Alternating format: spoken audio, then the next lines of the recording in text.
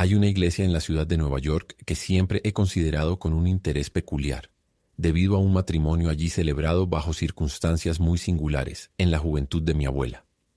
Esa venerable dama tuvo la fortuna de ser espectadora de la escena, y desde entonces lo convirtió en su relato favorito. Si el edificio que ahora se alza en el mismo lugar es el mismo al que ella se refería, no tengo el suficiente conocimiento en antigüedades para saberlo, ni valdría la pena corregirme tal vez de un error agradable leyendo la fecha de su construcción en la placa sobre la puerta. Es una iglesia majestuosa, rodeada por un cerco de encantador verde, dentro del cual aparecen urnas, pilares, obeliscos y otras formas de mármol monumental, tributos de afectos privados o más espléndidos memoriales de polvo histórico. El matrimonio podría verse como el cumplimiento de una promesa juvenil, a pesar de que ella había tenido 2 matrimonios previos y él había vivido 40 años en celibato. A los 65 años el señor Ellenwood era un hombre tímido, aunque no aislado, egoísta en su introspección, pero ocasionalmente generoso. Era un erudito sin propósito claro, un caballero refinado que a veces rompía las normas sociales. Su carácter, lleno de contradicciones, lo hacía destacar por excentricidades que otros atribuían erróneamente a la locura hereditaria. Sin embargo, su inestabilidad no era innata, sino fruto de una vida sin dirección ni propósito.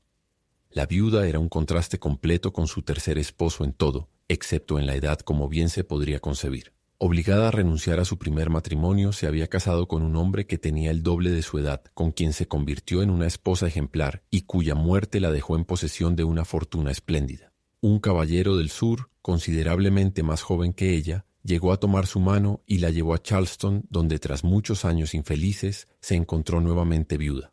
Habría sido extraño que algún sentimiento delicado y puro lograra sobrevivir a la vida de la señora Dabney, su desilusión temprana, el matrimonio sin amor que le impuso el deber, la ruptura emocional tras una segunda unión y la frialdad de su último esposo sureño habían aplastado cualquier sensibilidad.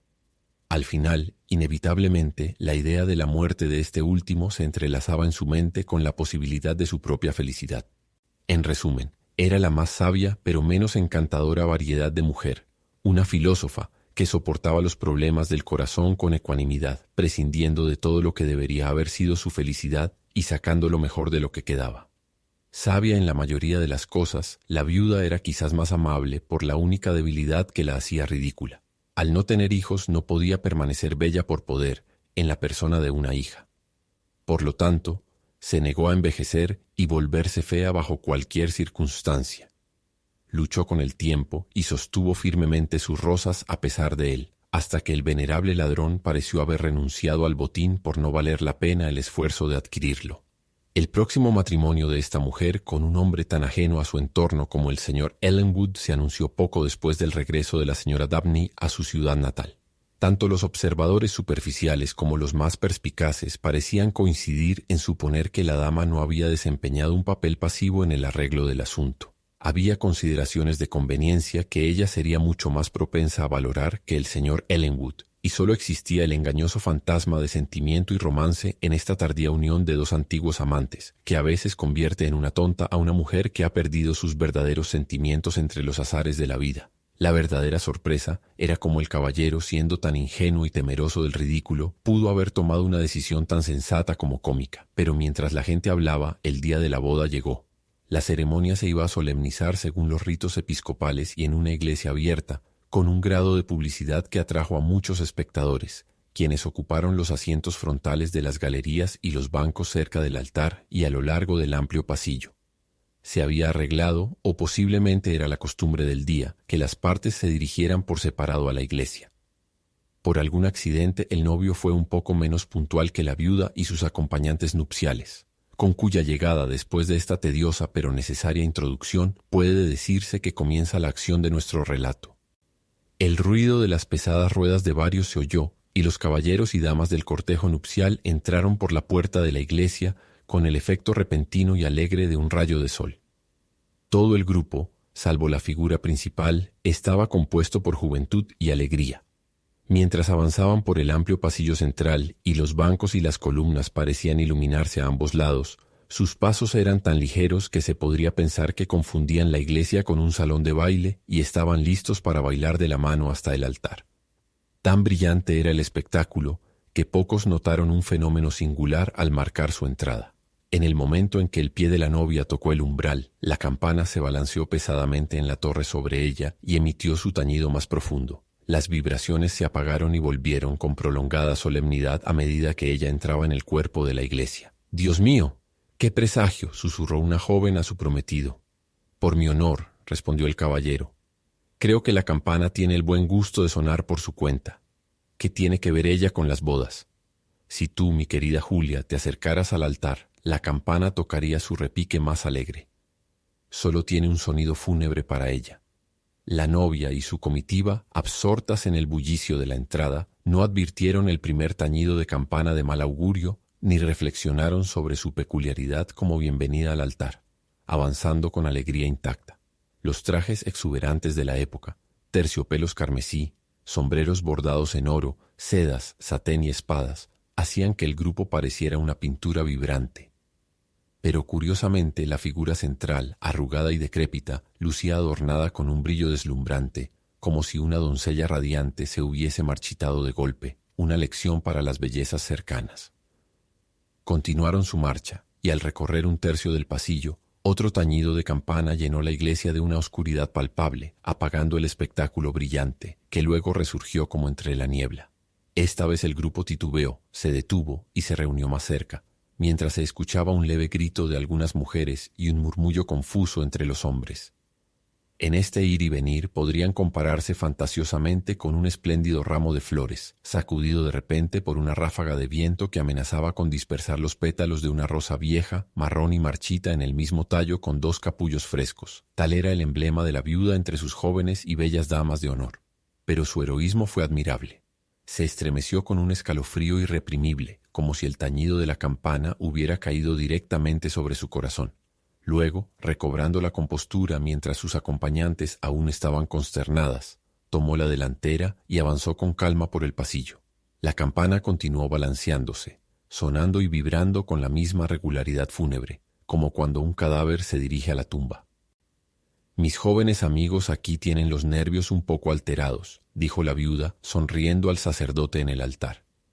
«Pero como tantas bodas han comenzado con el repique más alegre de las campanas y aún así resultaron infelices, espero mejor fortuna bajo estos auspicios tan diferentes». «Señora», respondió el rector con gran perplejidad, «esta extraña ocurrencia me recuerda un sermón de bodas del famoso obispo Taylor, en el cual mezcla tantos pensamientos de mortalidad y futura desgracia que, hablando un poco con su rico estilo, parece colgar la habitación nupcial de negro y hacer el traje de bodas de un paño mortuorio. Ha sido costumbre de diversas naciones infundir algo de tristeza en sus ceremonias matrimoniales para mantener la muerte en mente mientras se contrae ese compromiso que es el principal asunto de la vida. Así podemos extraer una moraleja triste pero provechosa de este tañido fúnebre. Sin embargo, aunque el clérigo podría haber intensificado aún más su moraleja, no dejó de enviar a un asistente para investigar el misterio y detener esos sonidos, tan lúgubremente apropiados para tal matrimonio. Transcurrió un breve lapso, durante el cual el silencio fue interrumpido solo por susurros y algunas risitas reprimidas entre el grupo de bodas y los espectadores, quienes después del primer impacto decidieron sacar una diversión maliciosa del asunto. Los jóvenes tienen menos indulgencia por las locuras de la vejez que los ancianos por las de la juventud. Se observó que la mirada de la viuda vagó, por un instante, hacia una ventana de la iglesia, como si buscara el mármol desgastado por el tiempo que había dedicado a su primer esposo. Luego sus párpados se cerraron sobre sus desvaídos ojos, y sus pensamientos se dirigieron irresistiblemente hacia otra tumba. Dos hombres enterrados, con una voz a su oído y un grito a lo lejos, la llamaban para que se recostara junto a ellos. Quizás, con momentánea verdad de sentimiento, pensó cuán más feliz habría sido su destino si, después de años de dicha, la campana estuviera ahora doblando por su funeral y ella fuera seguida hasta la tumba por el antiguo afecto de su primer amor, quien por mucho tiempo fue su esposo. Pero ¿por qué había regresado a él cuando sus corazones fríos se retraían del abrazo del otro? Aunque el lúgubre tañido fúnebre aún resonaba, el brillo del sol parecía desvanecerse en el aire. Un susurro se propagó entre quienes estaban cerca de las ventanas, extendiéndose por la iglesia. Un coche fúnebre, seguido de varios carruajes, se deslizaba por la calle, llevando a un difunto al cementerio, mientras que la novia esperaba a un vivo en el altar. Justo después se oyeron los pasos del novio y sus amigos en la puerta. La viuda miró hacia el pasillo y apretó el brazo de una de sus damas de honor con su mano huesuda, con tal violencia inconsciente que la joven tembló. «Me asusta, querida señora», exclamó ella. «Por el amor de Dios, ¿qué sucede?» «Nada, querida, nada», dijo la viuda, luego susurrando cerca de su oído. «Hay una idea tonta de la que no me puedo liberar. Espero que mi novio entre en la iglesia con mis 2 primeros esposos como padrinos». «¡Mira!», gritó la dama de honor. «Es el cortejo fúnebre». Mientras hablaba, una oscura procesión entró en la iglesia. Primero venían un hombre y una mujer mayores, como los principales dolientes en un funeral. Estaban vestidos de pies a cabeza con el negro más profundo, exceptuando sus pálidos rasgos y su cabello canoso. Él se apoyaba en un bastón, sosteniéndose con su brazo débil. Detrás aparecía otra pareja, y luego otra más, tan ancianas, sombrías y pesarosas como la primera.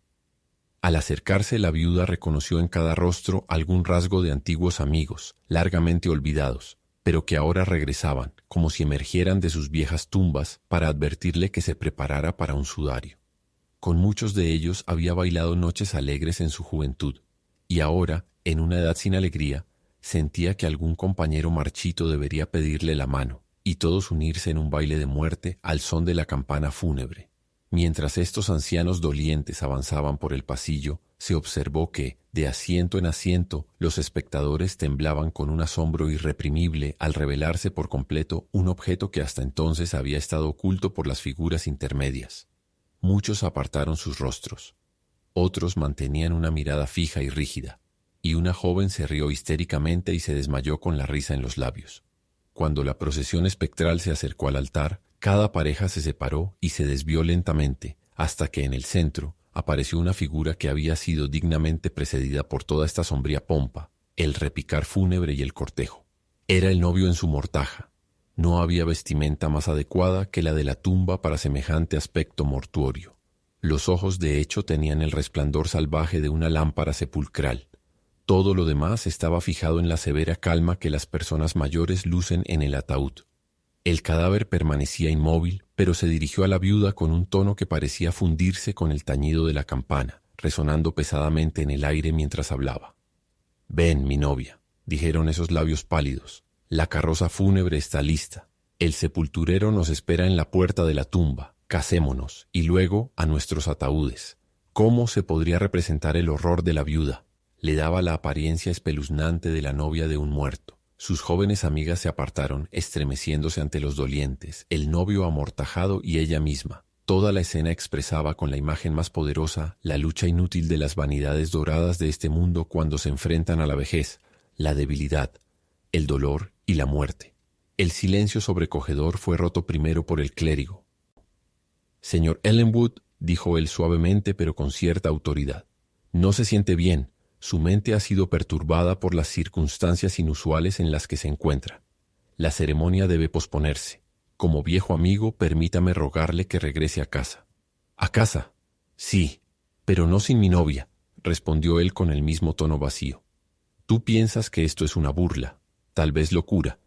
Si hubiera decorado mi cuerpo envejecido y quebrantado con escarlata y bordados, si hubiera forzado a mis labios marchitos a sonreír a mi corazón muerto, eso podría haber sido burla o locura. Pero ahora que los jóvenes y los viejos lo digan, ¿quién de nosotros ha venido aquí sin un traje de boda, el novio o la novia?» Avanzó con paso silencioso y se detuvo junto a la viuda, contrastando la terrible simplicidad de su mortaja con el resplandor y brillo con el que ella se había vestido para esta desdichada escena. Ninguno de los que los miraban podía negar la terrible fuerza de la moraleja que su mente trastornada había conseguido extraer.